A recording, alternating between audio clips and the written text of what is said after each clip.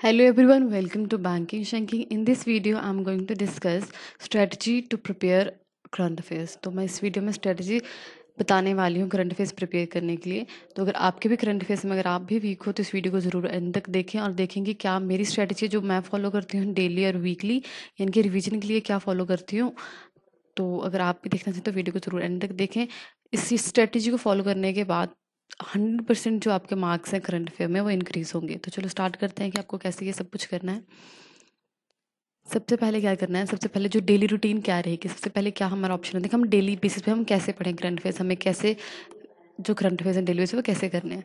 तो स्टार्ट करना है, पहले क्या करना है, हमें जो जो भी करंट अफेयर्स आपको मिलेंगे जो भी साइट्स पे आपको क्या करना है उनको अच्छे से रीड करना है। रीड क्या करना है कि उनको डिटेल में रीड करना है, सिर्फ हेडलाइंस या फिर वन लाइनर्स जो मिलते हैं वो रीड नहीं करना। जो detail current affairs daily post होते हैं साइट्स वगैरह पे आपको वो लर्न करना है अच्छे से, यानी कि बिल्कुल डिटेल में वो पढ़ना है। फॉर एग्जाम्पल मैं आपको बताती हूँ कि कैसे।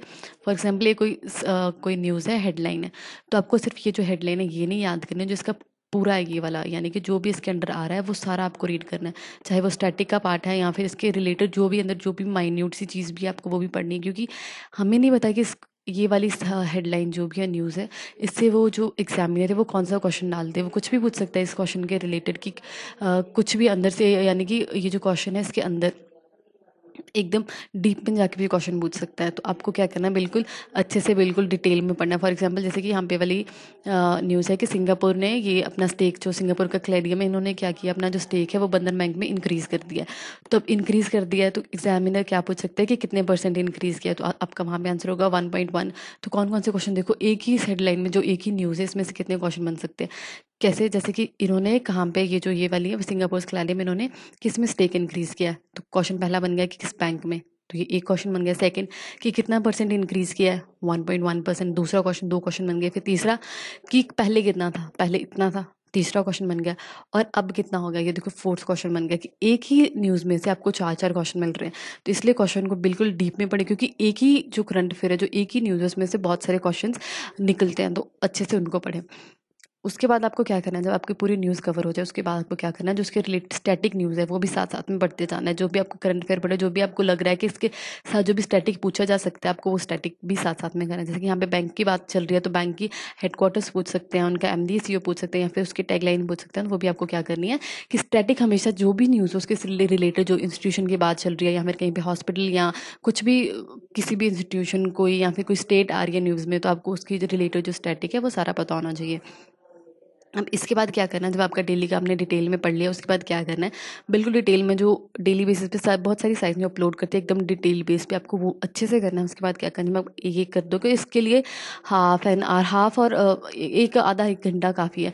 अगर जैसे स्टार्ट करोगे, स्टार्टिंग में थोड़ा सा बोरिंग लगेगा कि हो नहीं रहा, आपको बिल्कुल ऐसे नहीं फील करना है कि मेरे से होगा ही नहीं। आप थोड़ी देर, एक दो दिन या तीन चार दिन ऐसे लगेगा कि आपसे नहीं हो रहा है, लेकिन थोड़ी थोड़ी जब आपका इंप्रूवमेंट आपको खुद दिखेगी, आपकी करंट अफेयर्स में इंप्रूवमेंट हो रही है, आपको याद हो रहा है, आप जब क्वेश्चंस या क्विजेस कर रहे हो या मॉक्स दे रहे हो तो आपको जो करंट अफेयर्स है वो आ रहे हैं, तो उससे क्या होगा कि आपका जो कॉन्फिडेंस है वो बढ़ेगा कि मेरे से, मैंने ये इतनी प्रैक्टिस किया, मैं ये स्ट्रेटजी फॉलो कर रहा हूँ, तो मेरे से ये जो मार्क्स इंक्रीज हो रहे हैं। तो इससे क्या होगा, आपका जो इनको करने का टाइम और डिक्रीज होगा। जैसे आप पहले 1 घंटा ले रहे थे, 1.5 घंटा ले रहे थे, आपकी स्पीड इंक्रीज हो जाएगी इसको लर्न करने की या अच्छे से इनको पढ़ने की। तो उसके बाद क्या करना है, मैंने डिटेल में पढ़ लिया, उसके बाद क्या करना है, उसके बाद आपके जो भी एमसीक्यूज बहुत सारी साइट्स प्रोवाइड करते हैं, आपको क्या करना है, ये जो एमसीक्यूज है वो अटेम्प्ट करने हैं।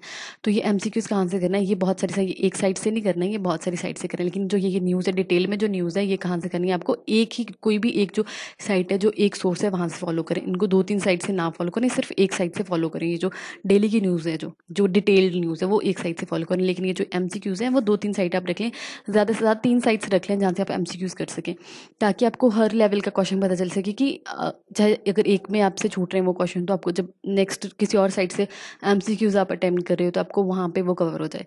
तो इसलिए 2-3 साइट्स आपको रखनी है। तो देखो पहले क्या करना है, आपको डेली में इनका अच्छे से डिटेल का रिवीजन, डिटेल का अच्छे से पढ़ना है, उसको रिवीजन अच्छे से पढ़ना है, बिल्कुल डीप में पढ़ना है। उसके बाद क्या करना है, जब आपका ये हो जाए उसके बाद आपको उसके रिलेटेड 3 से 4 जो भी वेबसाइट्स जो डेली अपलोड करती हैं, बहुत सारी वेबसाइट जो डेली अपलोड करती हैं, तो वहाँ से आपको एमसीक्यूज जो हैं वो अटेम्प्ट करने हैं। 2-3 साइट से आप कर लें, उसके बाद क्या, जब आपके ये हो जाए तो डेली का आपका हो गया कि आपको डेली में ये करना है। सिर्फ करंट अफेयर्स के लिए इतना ही काफ़ी है कि आपको डिटेल में पढ़ना है, उसके रिलेटेड एमसीक्यूज आपको 2-3 साइड से करेंगे, काफ़ी है डेली के लिए। उसके बाद बात आती है अब रिवीजन की। तो रिवीजन के लिए क्या करना है, जो रिवीजन है वो कहाँ से करें और कितना करें, वीकली बेसिस पे करें या मंथली बेसिस पे करें, कैसे करें।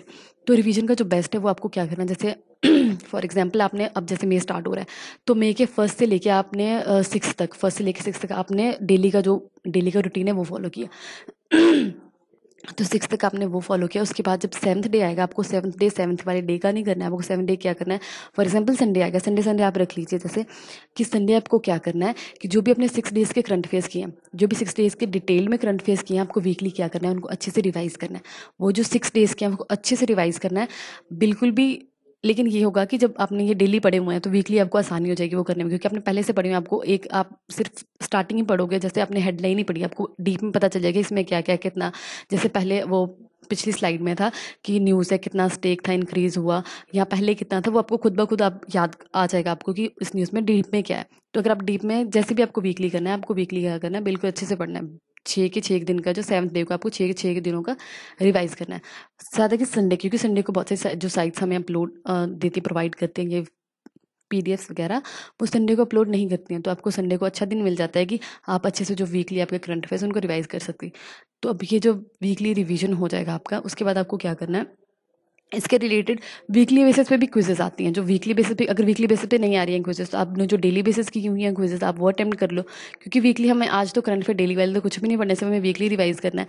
तो ये करने के बाद आपको क्या करना है, जो डिटेल में पढ़ने के बाद आप जो एमसीक्यूज हैं वो लगा सकते हो कि आपको ये वाली वीकली, अगर वीकली मिल रहा है आपको वीकली लगा दो, अगर नहीं मिल रहा है जो आपने डेली में पहले से किए हुए हैं आप उनको रिवाइज कर लो, तो आपका वीकली भी हो जाएगा। अब वीकली करने के बाद क्या बचता है कि अब मंथली कैसे रिवीजन करें।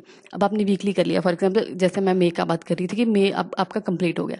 अब मई जब लास्ट मई खत्म हो जाएगा, नेक्स्ट मंथ स्टार्ट होगा जैसे कि जून। अब जून का आपने फर्स्ट जो 6 डे है सेम वही रूटीन फॉलो किया कि 6 डे और 7 को मेरे को रिवाइज करना है पूरे वीक का, तो 7 को मेरे को रिवाइज करना है। तो अब ये जब 7 को आप उस डे का रिवाइज करो, वो 6 डेज का रिवाइज कर रहे हो, अब आपको क्या करना है, आपको जो प्रीवियस मंथ है, जो आपको प्रीवियस मंथ बीत गया, जो उसको आपने जो अपन बिल्कुल कंप्लीट कर लिया कि पूरा आपने उसको डेली भी किया वीकली भी किया, उसको क्या करना है, आपको जो प्रीवियस मंथ है उसके जो फर्स्ट वीक है उसको भी साथ में रिवाइज करना है। अब तो इस वीक के जो रिवीजन है वो तो करनी ही करनी है, इस वीक के जो करंट अफेयर उनको रिवीजन करनी है, लेकिन जो आपके पिछला वीक है उसके पिछला जो मंथ है उसके भी फर्स्ट वीक की रिवीजन करनी है। तो ऐसे जब नेक्स्ट वीक आएगा तो पिछले मंथ के भी वीक की करनी है और इस वीक के भी करनी है, यानी कि अब डबल करनी है।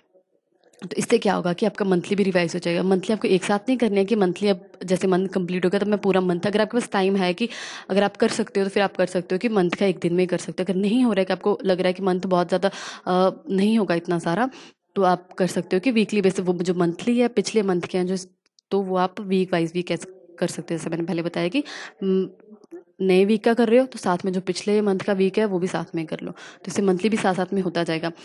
और अब उसके बाद जब आपका मंथली भी होगा, वीकली भी होगा, करंट अफेयर है कि एग्जाम अब आपका फॉर एग्जांपल कि अभी 2-3 महीने के बाद है, तो इससे तो ईजी हो जाएगा कि एग्जाम में 3 महीने, 3 से 6 मंथ के जो बैंक एग्जाम्स हैं वो आते हैं, तो ऐसे हो जाएगा। लेकिन फॉर एग्जांपल आपका जो एग्जाम है वो 6 महीने के बाद है या 3 महीने के बाद है, तो अब याद नहीं रहेगा जब 3 मंथ के बाद अब 1 मंथ की रिवीजन होगी, दूसरे मंथ की। अब आपको करना क्या, साथ साथ में जैसे आपके कंप्लीट हो गए, एग्जाम पास आ रहा है, 10 से 12 दिन रह गए एग्जाम में, 10 से 12 दिन रह गए, तो आपको क्या करना है कि इनको कम से कम आपको 4 से 5 बार रिवाइज करके जाना है जो मंथली करंट अफेयर्स है। तो इससे क्या होगा कि आप एग्जाम में जो कंफ्यूज हो जाते हो ऑप्शंस के बीच में कि ये ऑप्शन आएगा या वो वाला ऑप्शन आएगा, तो वो कंफ्यूजन नहीं होगी अगर आप एकदम अच्छे से रिवीजन करके जाएंगे। तो कम से कम आपको 4 से 5 बार रिवीजन करके जाना है इन करंट अफेयर्स का।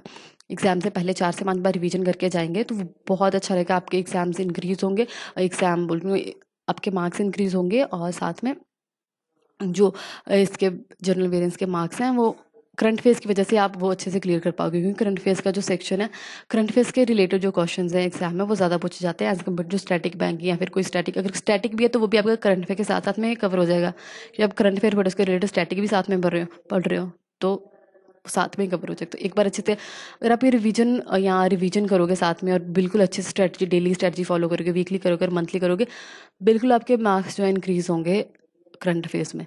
तो अगर आपको वीडियो अच्छी लगी तो प्लीज़ चैनल को सब्सक्राइब करें और वीडियो को लाइक करें। Thank you for watching.